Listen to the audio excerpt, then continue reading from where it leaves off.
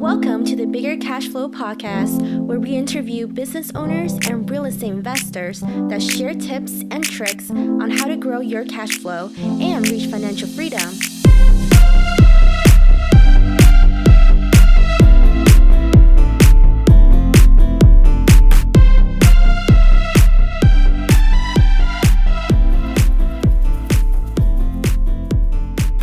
What's up, you guys? Welcome to another exciting episode of the Bigger Cash Flow podcast. Today, I have with me Powell Chee. He is a real estate investor based in Southern California who focuses on affordable markets with solid returns. The foundation of his success is in his ability to consistently build a strong network of local market specialists and out-of-state investors. Since starting his journey in 2017, he has purchased 2 apartment buildings totaling over 100 units and is actively pursuing other opportunities. He runs a multi-chapter meetup group called Out-of-State Multifamily Investors, which has grown to 400 plus members in just 6 months. He resides in Los Angeles with his beautiful and supportive wife, Angie. And with that said, let's welcome Powell to the show. Appreciate it, Bo. Thanks. Happy to be here. Yeah, very excited to have you on the show. So right before we started recording, we talked about some of the exciting things that you've been doing recently.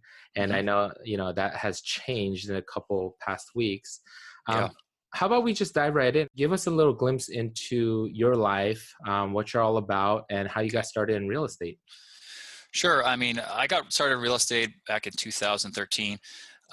That's when I was raising capital. That's how I started, was raising capital for my brother's private lending business. So,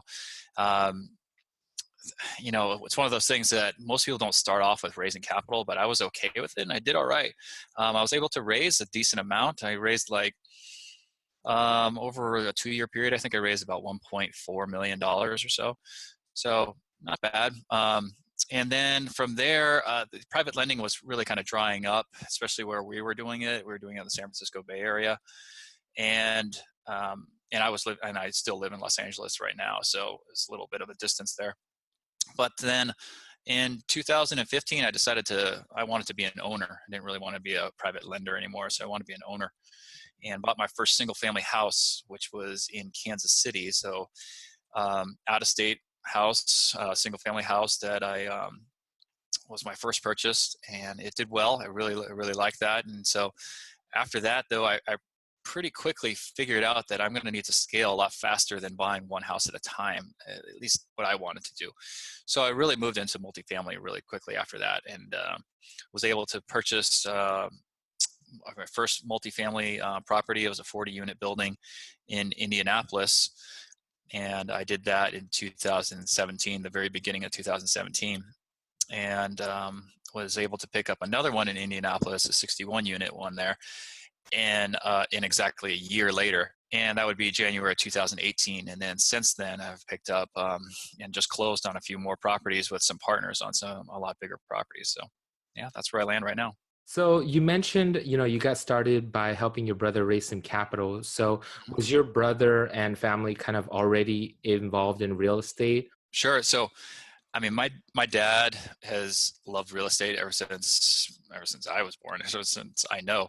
But it's mostly been on a small scale, I would say. He's bought a house and we've lived in it, then moved, and he's kept it as a rental and kind of just did that. He bought a few more houses and small apartments here and there. He probably picked up, I think he told me it was like 12 or so units in his lifetime, bought and sold. But he's always loved real estate. He's always wanted us to get involved with it. And I have 4 brothers, so we've always wanted to get involved in real estate because we saw how my dad did well with it. But we got kind of stuck a little bit with just like, how are you going to do that in the Bay Area? Like, how are you going to buy these places? I mean, these are the time they're minimum like 400, I don't know, 500. Now they're like minimum $700,000. So how are you going to buy something like that if you're making $60,000, $70,000, even $100,000? How are you going to do that? So we quickly started trying to, I would say quickly, but back in 2013, we started trying to figure out what else we could do. And so me and my older brother and my other brothers as well just got involved and started exploring different avenues of real estate investing. I started learning about it, started listening to podcasts, and maybe we're going to do wholesaling. We were looking at a bunch of different things, going through a lot of educational programs. And then my older brother he figured out that private lending was going to be kind of our way to do it, and we could do it as a family together. And so that's when we started, and we kind of went from there. But we have since branched out to doing multiple different things. I just happen to focus on multifamily properties that are all out of state. They all do different things, but yeah, we're all involved in real estate. Gotcha. That's awesome. You guys are like the Asian Trump family over there. So I don't know if we're there yet, but it's fun. I would tell you, like I've told a couple of people, is that my mom and dad love it. They love real estate. I mean, my dad loves it just because he's always loved it. Yeah. But my mom loves it now because it's made our family a lot tighter. Like we come home, we discuss things, we call each other, we go to events. I try to fly my dad out a couple times, and me and my dad go to these events, and just a lot of things like that. That if we didn't have this to kind of occupy our minds and keep us there, it just helps us to grow and be close as a family. So my mom and dad love it. I mean, my mom loves it more specifically because it keeps our family tight, but I think the rest of us all enjoy it as well. Can you share with us what you do during the day and how you balance, your working life versus real estate investing, and how you might be able to translate some of those skills that you've attained at work into the world of real estate investing? Yeah, absolutely. I come from, W-2 background, just the same. Like I'm in sales, so I'm in corporate sales, work for a Fortune 100 company and on the sales team. And so, as a person that's in outside sales, I do have a lot of flexibility. I do have an ability to, just make phone calls when I need to arrange things, arrange appointments on my schedule and things like that. So it is very flexible, and I've been able to use that to my advantage. And so not everybody has that, because not everybody is necessarily in sales or has that type of flexibility about their job. But certainly you have some type of strength that job gives you, and gives you a certain type of advantage. I mean, it just happens to be that mine is probably flexibility of job. And because I'm in sales, I'm always around people, and I'm out constantly trying to grow my network, and I like doing that. Right. But that doesn't mean I could do the numbers, but I'm not, that doesn't really excite me. I don't really get, super pumped up to do the numbers and everything. So yeah, some people do. Now that's their things. They really like spreadsheets and they want to do that. I mean, that's just not me, but that's their strength. My strength happens to be more on the social side. And so that's what, I just try to play to my strength, really. It's funny because I was interviewing, an intern, giving them advice that people look at their resume and they say, oh man, because I work for an accounting firm, they might not have like bookkeeping experience or whatnot. Maybe they worked as a server, and they say, maybe this isn't relevant experience, but depending on how you look at it, everything is relevant. Even working as a server or dishwasher or whatever, it still can be relevant depending on what skills you've attained and how you look at it, in my opinion.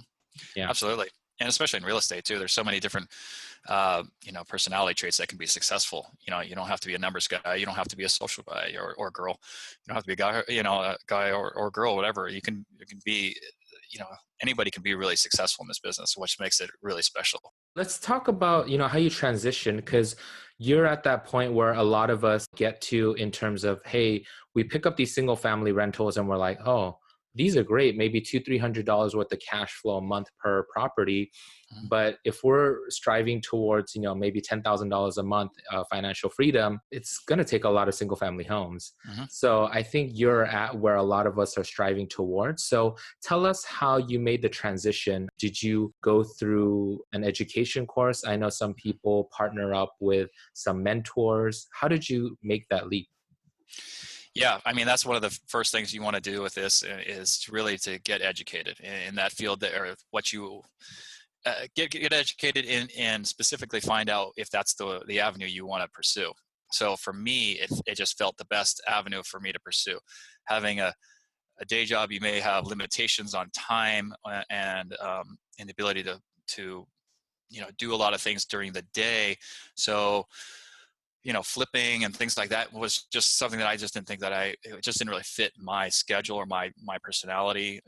And so I just felt like, hey, multifamily was really, I think, the way that I could scale the single family, what I've learned from single family to now I can scale it on a larger platform. And I just felt like there was a lot of advantages to it. I thought that the advantages to doing multifamily really fit with what I liked. And so, once I got educated, I did join a mentor program. That certainly helped me and got me to a certain point. And since then, I've now been in several different programs, and I continue to be in several different programs because I think there's certainly value in them. And so, but it's just kind of like taking the steps really as they come. So getting educated, listening to what they're telling you to do, and sometimes it's like you're not sure about that step, but you really just got to move forward and just do it. And if you just constantly do it and put in the effort, you'll see rewards and you'll see things happen pretty quickly, that's when you get excited and you feel like things are, the momentum is really picking up. Yeah. Some of the feedback that I get from people who are more experienced than me or my mentors that I talk to, they kind of look back and said, the one thing that I regret is not thinking big enough early on.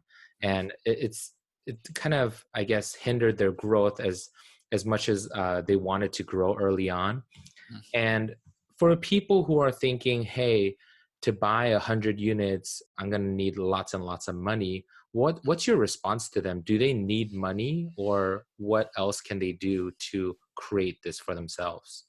I would say in multifamily, it all depends, I guess, a little bit on where, I guess, what your partnership is going to be made of. If you want to just do it all your own, and you say you want to buy a 50-unit apartment building, and you want to run it yourself, you want to do it yourself. Maybe you're going to raise a little bit of money from your friends and family, or maybe you just have enough saved. You're probably going to need some money. I mean, in the multifamily game, it's not really you can do it with no money. I mean, I'm sure that there's people that have done it. It's just, I would say the majority of people that are in the multifamily game, you're going to have some money to be spent, because for earnest money, you're going to probably put 1% of the purchase price down. So, you're talking, say, if it's $1 million project, you got to be able to put $10,000 down. Do you have $10,000 that you can put down, right? And then you have to pay for an inspection, and you got to pay for, bank fees, and you got to pay for, all these other things that are going to be coming up. You're going to pay for flight out there, flight back. You got to have some money ready to, and be prepared for that. So I tell people that truthfully, you probably do need some money. Now, that doesn't mean that if you join in a partnership, that potentially if you just find a deal, if you're good at finding the deals, you may not need the money to find the deal, because you may have a partner who can bring in money to actually put down the earnest money, pay the money for the inspections or anything, the upfront due diligence that's going to cost money. Now, so you can have a partner that can bring in the money. So maybe you don't have to necessarily have the money, but if you're going to do it all yourself, there is going to be some money that's going to be spent. Money is going to be spent somewhere, and somebody's going to need to do it. Now, it may not be you if you have a good partner or you have somebody that can do that for you, but there is going to be money that's going to need to be spent. Yeah. We hear no money down a lot of the time, whether it be single family or multifamily. It just means that it might be the bank or it might be your partners, but there is going to be money, but maybe it's no money for you. So Sure. Yeah, that's possible. It's possible to do. And it's possible to be part of a general partnership and not necessarily having to put having a lot of money in the project. Mm-hmm. Let's talk about that first deal that you did in terms of multifamily. Did you say it was a 42 unit or 40 unit? 40, yeah. 40 unit in Indianapolis, bought it in 2017. I actually put it under contract. I believe I put it under contract around June of 2016. So it took me, say, 6 months to close on that particular deal. There was a lot of just negotiation, but there was lending issues. There was things going on with the property. There was phase 1, phase 2 I had to do. So in it itself, if you want to just start back on like how I found it or things like that, I found it by calling brokers. So I was out in the field calling brokers a lot, trying to figure out if they had any good deals, right? And so looking for deals is what I was doing. And I happened to be looking in 3 markets. I was looking in Indianapolis, Memphis, and Kansas City. And when I was looking at inventory, I had evaluated enough of them that I really felt I had a good idea of what was a good deal versus what was okay deal. So I was sending out LOIs here and there, and then eventually I just came across one that I thought, wow, that's a really good property. I haven't seen anything like that. So I knew right away that this was something that I needed to jump on really quickly. So immediately called that broker. She told me, yes, it's up for sale. She sent me over the OM, the offering memorandum, right away. I basically evaluated it in I don't know, an hour or so. Sent her back some information about where I see the price, and from there it was just kind of a little negotiation back and forth, and then we landed on an agreement, and then we were kind of off and running right there. I tried to make it as fast as possible because I knew that if anybody else was out there looking at the same time, that they would see that this property was definitely different and had a lot of good things going for it, and was not something that the rest of the market was similar to the rest of the market. So what ultimately the price that you landed at versus the listing price, was there a big gap? I would say the listing price I think was 900, so 900,000, and I got it for 820. Was able to negotiate, 80,000 down. Okay. From that price. And was that through like inspections and things like that, or more discovery? Yeah, there was inspections. I would say not early on. Early on, it was really more just the kind of negotiation of early numbers. So just looking at basically what the numbers are saying and what I'm saying is worth, putting out there that how fast I can close, why the value to go with me at a lower price than what they're asking for, and that I could make it happen. Those are all things that go into account when a person's trying to sell their property, and they felt, my offers were in my negotiation, and my probably response was the person that they wanted to go with. So the reason why I ask is, I have a couple investors who have been in the game maybe like 5-8 years, and they've seen it go up these past couple years through the cycle, and they say, hey, Bo, you don't want to be investing now because I bought it 4 or 5 years ago when it was dirt cheap. You're going to be overpaying for it or whatnot. But I think as long as what you want and if it's a good deal or not, like you said, and if you're able to negotiate it down to the price that you want it to be, where the numbers work for you, then I think it still works even in this market, because you're kind of forcing to make it into a good deal. Obviously, you're not going to take as many down as if it was back in 2014 or 15. But even now, I think people are distressed. They have financial problems, and there still are deals out there that you can negotiate down, just like you did, right?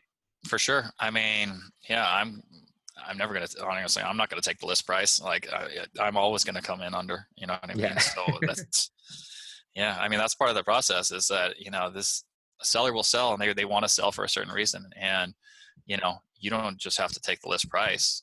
Actually, probably shouldn't. I don't know. Yeah, I don't. Like, Yeah. I'm going to, try to get the best price that I can as well. So you mentioned 2 apartment deals that you did, but I know you did a couple more recently. Looking at this first deal and looking at these more recent deals that you've done, I'm just curious, are there any lessons learned or things that you would have done differently, things that you may have missed in due diligence or anything like that? Sure. I mean, man, there's a lot of different things, but my model is a little different than I would say a little different. It is different, very different than it was when I started. When I started, it was, so that 40 unit I bought was just me. So I just buy just me by myself. Okay. And then the second one I bought, which was a year later, a 61 unit in Indianapolis as well, was more just me and friends and family. So a small partnership, 4 or 5 people. Okay. Me running it, me doing everything, but just, basically a small partnership. And then now that's not really what I do as much anymore, as now as I partner on a lot bigger deals, and I'm just one of the partners in the deal.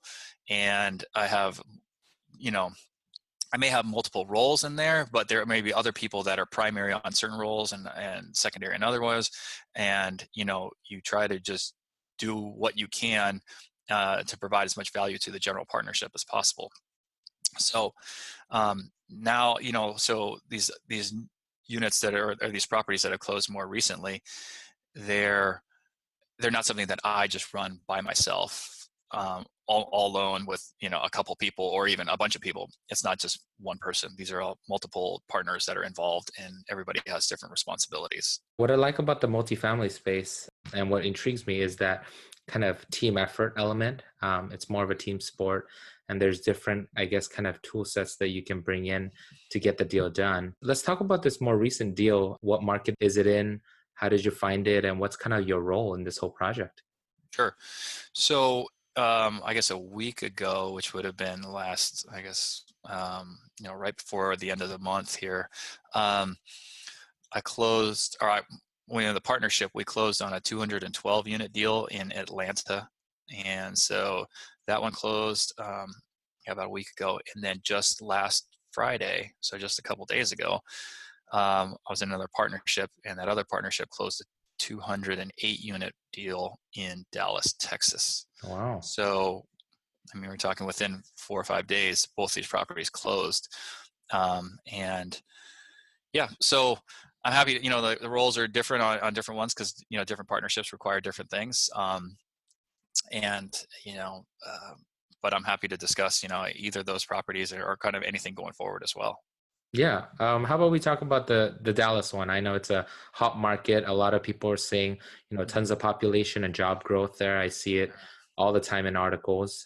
What do you like about that deal? And yeah, tell us anything you want. Sure. I mean, the Dallas deal is a great deal. Like it came through, it actually came through my meetup. So I ended up meeting a group of people through my meetup, and they asked me, hey, they asked me at first, they said, hey, Powell, would you like to invest in this property? And I said, that's probably not my role. I would probably be interested in becoming part of your general partnership and being on the investor relationship side. And I could probably, help bring in some capital, but I'm probably not just a person that would just invest passively at this point. And so they were interested. They said, yeah, let's talk about you becoming, one of the general partners. So I eventually, I flew out there, took a look at the property, and, did a lot of due diligence on it there, that just kind of the early due diligence, not necessarily going inside each unit or anything like that, but just going around the property, looking at comps around the area, visiting other neighboring properties, things like that, and just get a sense of like the property itself. And then I came back to them and I said, okay, sure, I'm in. I'll be part of the general partnership. And then they told me, they said, great. And then they told me the next day, they said, hey, actually, we'd like to exit this property. Would you know of anybody that would like to take it over? And so at that point, I had already knew of other people that were very interested. And so quickly made a bunch of calls and got on the phone and back and forth. And next thing you know, I'm in part of a group that we took it over. So now I'm in this other partnership, and we took it over and have now since been able to close that property as well. Is it like a big repositioning play, or is it pretty much occupied with agency debt? Or I would say that this is it's not a big reposition play. It's 95% occupied as is. Their current ownership has kept it, 95%. They've kept it up decently, I would say, though there is a lot of management improvements I think that we can do on the property. There, in terms of marketing, I think there's marketing that we can do better. There's, in terms of the comps that we see, that the rent per square foot that it's getting compared to just its neighbors is significantly lower, and we think that we could pretty quickly be able to realize a lot of that value in the property. So we're going to raise a good portion. We're raising about $1 million and using that for our CapEx. So 500, I guess, for the interiors, about 500 for the exteriors. It isn't, like I said, isn't a huge. They've kept up pretty good as far as the interiors, but not the best, and certainly not as maximizing the value of the property. So there is some value in it. There is certainly some good things and some improvements that we can make on it, especially seen already. It's already been proven out in the market. It's probably, what I tell people, it's actually probably the worst performing, I think, asset in nearby, Mm. which is good for us. I Yeah. mean, that's where the value is, really. But it's actually not the worst looking property. It's just worst performing. So we feel very good about it. And yeah, we're going to put agency debt on it. So it's not going to be a bridge loan or anything like that. To put agency debt on it, and looking to just get in there as soon as possible. I mean, now we're basically in there right now. Awesome. So when you're investing at this point of the market cycle where a lot of people are saying it's, at the top or near the top, what's the thought process and the strategy for this particular property? Are you guys looking to make it better and then refinance the original investors out and hold it, or sell it off in 5 years? That's a great question. And so you have a couple different great questions in there. But one of them first, what you talked about, is like being at the top of the cycle, and what how you prepare buying or purchasing a property like this at the top of the cycle, if that's where we're at.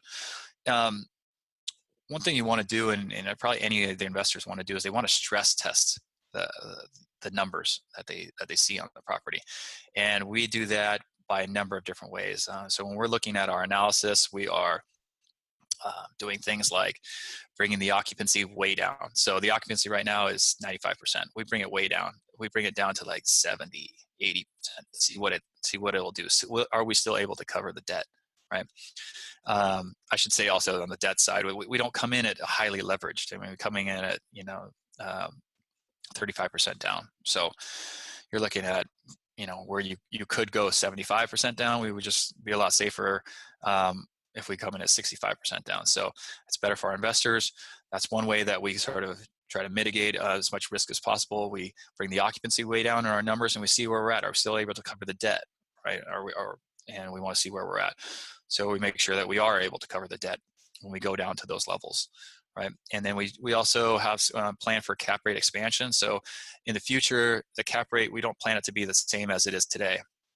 So if we're coming in at, say, we buy it at 5.7, we're not going to exit in 5 years or even 10 years or any time during that period at a 5.7. We're going to basically say we're going to add 0.1%, say per each year as in terms of cap rate expansion, right? So half a point in 5 years if you plan to exit in 5 years, that type of thing. So we plan for some cap rate expansion in there. We also do things like at the end, we look at year 5, if we bring the rents down to the market level that they are now, and so that there was no increase in rents at that particular time, what does it look like? How does the property still perform? And, you run a different combination of those things just to see kind of where, if all these things happened or what things happened, where would we be? And would we be able to cover our debt? Because our debt is also, it's on a 10-year term, not a 5-year term. So we don't want to have a balloon in 5 and then be forced to sell at a bad market, if that's what it is at that time. We want to say, well, we could sell if we want to, but we also don't have to. And if it's a bad time, we can ride it out for maybe another 5 years before we can look to sell or refinance at that particular time.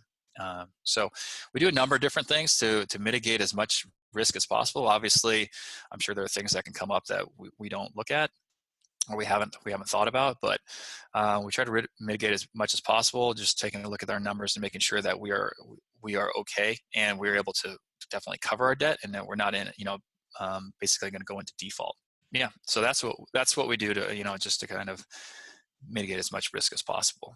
Gotcha. So when you're negotiating these deals, you're kind of stress testing it at like maybe at the what could go wrong or worst case scenario, and then still making your offer based on that, is what I'm assuming. So you do run your numbers, making your offer. You want to take all those things into account anytime you're analyzing a deal, right? Anytime you're analyzing a deal to the point that you're thinking you're going to make this thing happen, right? So you don't want to be so thin that you don't account for occupancy to go up, our occupancy to go down to the levels that they did in 2008. Those are the kind of things you want to check on, that kind of those things, just to make sure that if things go really bad, that you've done a lot of these tests early on to and think that you'll be able to survive and do okay during those times. Yeah, no, I think that's where experience comes into play for sure, is because there are some assumptions and judgments that go into these analyses where, vacancy or maintenance reserves, things like that, they might be arbitrary, especially when you underwrite, 1 to 4 unit residential real estate. Some people use 5 and 5 for vacancy and maintenance. Others use like 10 and 10. So it is a sliding scale. I mean, for me, it's dependent on the rehab that's done to the home. But if you don't have the right assumptions or judgments involved, then you could end up with a non-performing asset. So that is very interesting what kind of test you're doing, but that's really good information. Thanks for sharing. Sure, absolutely. When you invest in these multifamily markets, are you looking at C class, B class, A class? What areas are you looking at? For me, myself, and a lot of this is semi-arbitrary, right? With A class, B class, C class, right? Especially when you're starting to get into like what's a B minus and what's a C plus. It can be somewhat close and similar. I would say that nowadays, I'm looking at anything that is, say, B minus, maybe C plus to A minus, around there is really where I'm looking. So C plus to A minus. I'm trying to move away and not do anything that is in really like C minus areas. Solid B is really good, so I really like that. And I have over time looked at some that are in that A minus class, but there's not many that I look at. But I would say most of them are in that sort of B area. You and I both invest in Indianapolis. One of the things that I just realized this past year, taxes have gone up tremendously. And although when I analyze a deal, I maybe bump it up like 5 to 8%, also make sure that there aren't any exemptions that I'm not qualified to take once the title transfers to me. But I'm wondering, if you're dealing with multifamily, have you kind of experienced where the property taxes are just shooting up so high that it's eating into a lot of your returns, or how do you deal with something like that? It's kind of going through that like right now. Earlier on, I didn't go through it, so there was no reassessment of my taxes or anything like that, so I didn't have to worry about it. But I just got the notifications right now about the upcoming taxes and the increases. So I haven't really dove into it to exactly deal with it right now. But it is something that I did see that I need to sort of take care of sooner than later. I just have other things that I'm just worrying about. But right now, I haven't tried to mitigate them. I'm sure that there's services out there that can try to reduce the amount of taxes that you can, that you would be assessed and get reassessed a different amount. I haven't tried to engage any of those yet, just because I feel like there's other things out there that I can really that might be able to do more than provide a $2,000 difference in a year. So I can do other things that can do better. Have a better return, I would say, than worrying about that just yet. So we're nearing the end of our show here today. Is there any parting words of wisdom or advice that you'd like to share with our listeners? It's one of these things that you really got to be persistent about what you want to do. So you'd want to do something every day. And like I do something with real estate every single day, and I've been doing it, every day. So you really got to be persistent. You can't just do something and then try to pick it up a week later. You got to constantly be calling brokers, or you constantly looking at deals, analyzing deals. When I run my meetup, I ask people at the meetup, I say, how many people, raise your hand if you've analyzed a deal in the last 30 days? And, we'll have 70s, somewhere between 60 to 70% of people will put their hand up. And then I'll say, how many people have sent an LOI in the last 30 days, a letter of intent? And, then it's about half of them raise their hand. And then how many people have put a deal under contract in the last 30 days? Now you're talking, maybe 4 or 5 people will raise their hand at that particular point. And I'll say, how many people have closed a deal in the last 30 days? And then you have, 1 or 2 people that raise their hand. And I always say, like, you got to be, you see what's happening. You got to be doing these things all the time if you want a deal. You can't be a person that hasn't analyzed a deal in 30 days. You have to be analyzing deals all the time. And then once you're analyzing those deals, you got to send off those letters of intent. You got to analyze them and get it to the point where you're sending off a decent amount. So you got to really analyze a lot. Then you got to send off a decent amount of letters of intent to see, to be in the game. And then maybe one of those will get under contract, right? And then maybe of those ones that are under contract, maybe one's going to close, and you're going to move on, and you're going to own some property. But you have to be in that funnel. If you skip out on any of that stuff, you're just kind of you're not going to get to the end goal, which is to get some properties under contract and get them under get some ownership on them. So that's what you need to constantly do. I love it. It reminds me of, somebody was painting a picture, I think in one of the meetups, and they were just saying, hey, in order to change the outcome of the game, you have to be on the field. You can be on the stands hollering and yelling at the players all you want, but you're not going to be able to influence the game. You have to be on the field. Absolutely. Absolutely. So where can our listeners go to learn more about you? I know you have a great meetup. Can you share us a little bit more about that? Yeah, absolutely. So here in Los Angeles, I have a meetup that I started about a year and a half ago, and it's now grown to over 1,100 members. Oh, wow. And it's grown to 3 different chapters. And later in this 2019, it'll probably open up to at least 5, maybe 7. So we went from 1 chapter to now 3 to definitely 5 to maybe 7 chapters, just all in Southern California. And that's so it's been growing. And we're putting on our first event this coming May, so we're super excited about that. If anybody's in Los Angeles, definitely come out and reach out to us. It's called Los Angeles Out-of-State Multifamily Investors. That's the name of the meetup. But if you can reach out to me, easiest way to reach out to me is just go to my website. There I tell people, there's a section where you can book a call with me. It's a free call, and I just talk to anybody about real estate. That's how you and I talked a long time ago, right? Yep. Yeah, so it's just happy to engage with people and find out what, if I can help out with them, give them a sense of direction, or maybe talk to them about different markets, or about how to do this with its full-time job, or why choose out of state versus in state of California. Any kind of questions that we can just kind of talk about, happy to do so. So they can go to my website. It's www.platinumequitypartners.com. I'm sure you can put that in the show notes. And my email's in there too. It's just powell@platinumequitypartners.com.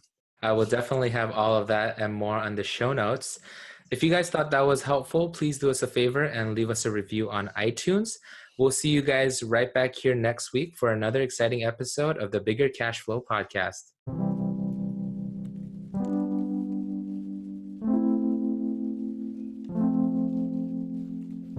Thank you for listening to the Bigger Cash Flow Podcast. Please remember that opinions of the guests are their own, and nothing on this show should be considered personal or professional advice.